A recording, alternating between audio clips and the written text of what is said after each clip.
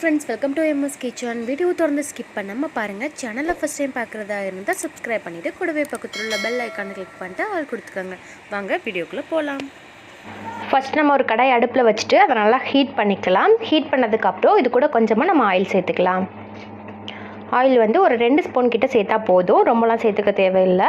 இப்போ வந்து நம்ம குழம்புக்கு என்னென்ன மசாலா அரைக்க போகிறோன்னா நம்ம இதில் என்னென்ன சேர்க்க போகிறோன்னு இப்போ நம்ம பார்க்கலாம். இப்போ ஆயில் வந்து லைட்டாக ஹீட் ஆனதுக்கப்புறம் இது கூட நம்ம அடுத்தடுத்து நம்ம என்னென்ன தேவைப்படுதோ அதெல்லாம் ஆட் பண்ணிக்கலாம். நான் வந்து 1.5 ஸ்பூன் கிட்ட ஜீரகம் ஆட் பண்ணியிருக்கேன். இது கூடவே 1 ஸ்பூன் கிட்ட மிளகு ஆட் பண்ணியிருக்கேன். அடுத்து நம்ம 1 ஸ்பூன் கிட்ட சோம்பு ஆட் பண்ணிக்கலாம். சோம்பு சேர்த்ததுக்கப்புறம் இதை வந்து லைட்டாக வறுத்துக்கலாம். இந்த மாதிரி வறுத்ததுக்கப்புறம் அடுத்து நம்ம வந்து இது கூடவே பட்டை 2 கிராம்பு 1 துண்டு பட்டை ஆட் பண்ணிக்கலாம். அதையும் இது கூடவே மிக்ஸ் பண்ணி விட்டுக்கலாம். மிக்ஸ் பண்ணியாச்சு. 1/2 ஸ்பூன் கிட்ட கசகசா ஆட் பண்ணிக்கலாம். 1/2 ஸ்பூன் கிட்ட கசகசா ஆட் பண்ணியிருக்கேன். இதையும் ஆட் பண்ணதுக்கப்புறம் மிக்ஸ் பண்ணிக்கலாம். அடுத்து நம்ம ஒரு கைப்பிடி அளவு கிட்ட தேங்காய் பூ ஆட் பண்ணிக்கலாம். தேங்காய் பூ சேர்த்தாச்சு. இதையும் நம்ம இதிலே வதக்கிக்கலாம்.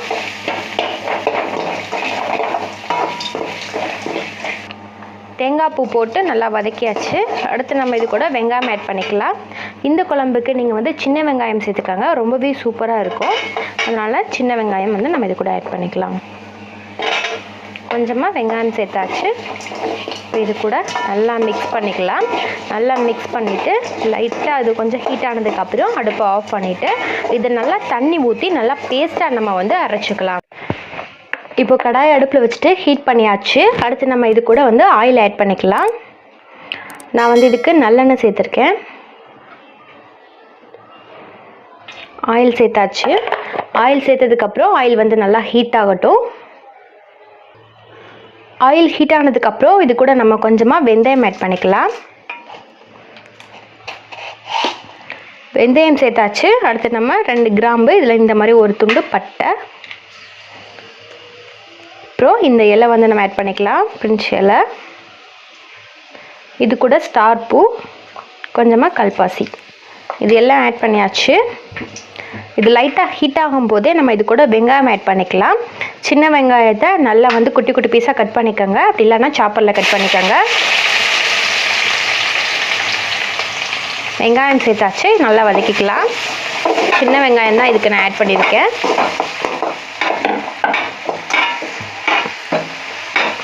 அடுப்பை ஃபுல்லாக வச்சுட்டு வெங்காயத்தை நல்லா வதக்கிக்குங்க. வெங்காயம் இந்த மாதிரி வதங்கினதுக்கப்புறம் நம்ம இது கூட வந்து தக்காளி பழம் பெரிய சைஸ் தக்காளி பழமாக 2 தக்காளி பழம் நான் இதுக்கு ஆட் பண்ணியிருக்கேன். தக்காளி பழம் சேர்த்தாச்சு. இப்போ தக்காளி வந்து நல்லா கரையணும், அந்த அளவுக்கு நல்லா நம்ம வதக்கிக்கலாம். நல்லா மிக்ஸ் பண்ணிக்கோங்க.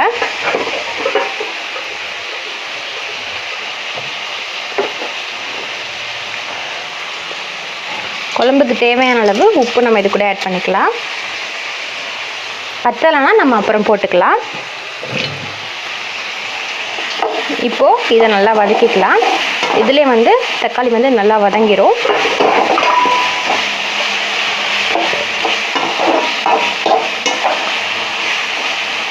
இப்போது ஒரு மூடி போட்டு நல்லா வதக்கிக்கலாம். இப்போ நம்ம இதை ஓப்பன் பண்ணி பார்க்கலாம்.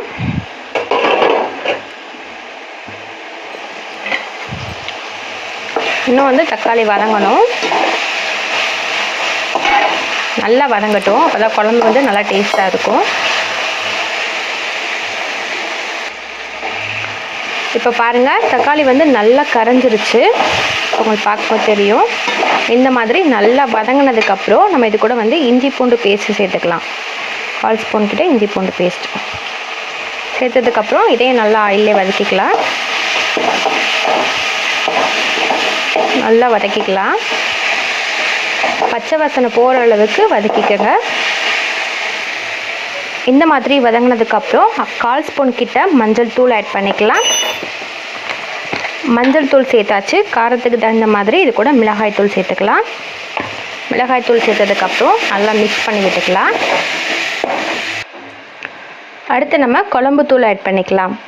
நம்ம வீட்டிலே ரெடி பண்ண குழம்பு தூள், கடையில் கூட குழம்பு தூள் கிடைக்கும், அது வேணால் நீங்கள் வாங்கி ஆட் பண்ணிக்கோங்க. இப்போ நல்லா மிக்ஸ் பண்ணியாச்சு. இது கூட நான் வந்து கத்திரிக்காய் ஆட் பண்ணிக்க போகிறேன். இந்த மாதிரி நீல வாக்கில் கட் பண்ணி வச்சுருக்கேன். இப்போ இந்த கத்திரிக்காவை இதில் ஆட் பண்ணிக்கலாம். கத்திரிக்காய் ஆட் பண்ணியாச்சு. இது எல்லாத்தையும் ஒன்றா மிக்ஸ் பண்ணிக்கலாம். இந்த மசாலா கூட நல்லா மிக்ஸ் ஆகட்டும். அந்த அளவுக்கு நல்லா மிக்ஸ் பண்ணி விட்டுக்கலாம். மிக்ஸ் பண்ணியாச்சு. இப்போ ஒரு மூடி போட்டு இதை நல்லா நம்ம வதக்கிக்கலாம். தண்ணியெல்லாம் ஊற்றுறதுக்கு முன்னாடியே கத்திரிக்காவை நல்லா வதக்கிக்கலாம். மூடி போட்டு கொஞ்ச நேரம் நல்லா வதக்கிக்கோங்க. இப்போ கத்திரிக்காய் வதங்கியிருக்கான்னு பார்க்கலாம். பாருங்கள், கத்திரிக்காய் வந்து ஓரளவுக்கு இந்த மாதிரி நல்லா வதங்கிருச்சு. இந்த மாதிரி ஓரளவுக்கு வதங்கிருச்சு. இப்போ அடுத்து நம்ம இது கூட அரைச்சி வச்சுருந்தா இந்த பேஸ்ட் ஆட் பண்ணிக்கலாம். தண்ணி சேர்த்து மிக்ஸ் பண்ணிவிட்டு இது கூட ஆட் பண்ணிக்கோங்க.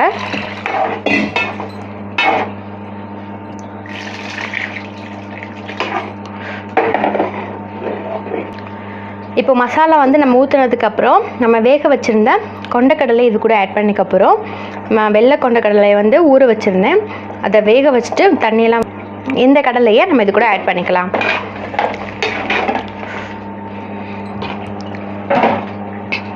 எல்லாம் சேர்த்தாச்சு. நல்லா மிக்ஸ் பண்ணி விட்டுக்கலாம். மிக்ஸ் பண்ணதுக்கப்புறம் கொஞ்சமாக இது கூட தண்ணி ஆட் பண்ணிக்கலாம். குழம்புக்கு தேவையான அளவுக்கிட்ட தண்ணி இது கூட ஆட் பண்ணிக்கோங்க. இப்போ குழம்புக்கு தேவையானது எல்லாமே ஆட் பண்ணியாச்சு. கத்திரிக்காய் எல்லாமே சேர்த்தாச்சு. லாஸ்ட்டாக வந்து கொஞ்சமாக கருவேப்பிலை வந்து இது கூட ஆட் பண்ணிவிட்டு இப்போ ஒரு மூடி போட்டு இதை நல்லா நம்ம கொதிக்க வச்சுக்கலாம். இது வந்து நல்லா கொதிக்கட்டும். இப்போ நம்ம அதை ஓப்பன் பண்ணி பார்க்கலாம். குழம்பு வந்து நல்லா கொதிச்சுட்டு இருக்குது. இந்த டயத்தில் கொஞ்சமாக மல்லித்தலை ஆட் பண்ணிக்கலாம். மல்லித்தலை சேர்த்ததுக்கப்புறம் அடுப்பை ஆஃப் பண்ணிக்கலாம். ஆஃப் பண்ணியாச்சு. அவ்வளோதான், டேஸ்டான சூப்பரான செட்டிநாட்டு கொண்டக்கடலை குழம்பு ரெடி ஆயிடுச்சு. இதே மாதிரி நீங்களும் ட்ரை பண்ணி பாருங்கள். அவ்வளோதான் ஃப்ரெண்ட்ஸ், ரொம்ப டேஸ்டான ஈஸியான செட்டிநாட்டு கொண்டக்கடலை குழம்பு ரெடி பண்ணிட்டோம். இதே மாதிரி நீங்களும் ட்ரை பண்ணி பாருங்கள். இந்த வீடியோ பிடிச்சிருந்துச்சுன்னா லைக் பண்ணுங்கள், கமெண்ட் பண்ணுங்கள். நம்ம சேனலை நீங்கள் ஃபஸ்ட் டைம் பார்க்குறதா இருந்தால் சப்ஸ்கிரைப் பண்ணிடுங்க. கூடவே பக்கத்தில் உள்ள பெல் ஐக்கானை கிளிக் பண்ணிட்டு ஆல் கொடுத்துக்கோங்க. அப்போ தான் நான் வீடியோ அப்லோட் பண்ணுற நேரம் சரியாக வந்துகிட்டே இருக்கும். இதே மாதிரி இன்னொரு வீடியோவில் நம்ம மீண்டும் சந்திக்கலாம். ஓகே ஃப்ரெண்ட்ஸ், பாய். தொடர்ந்து நம்ம சேனலுக்கு சப்போர்ட் பண்ணுங்கள்.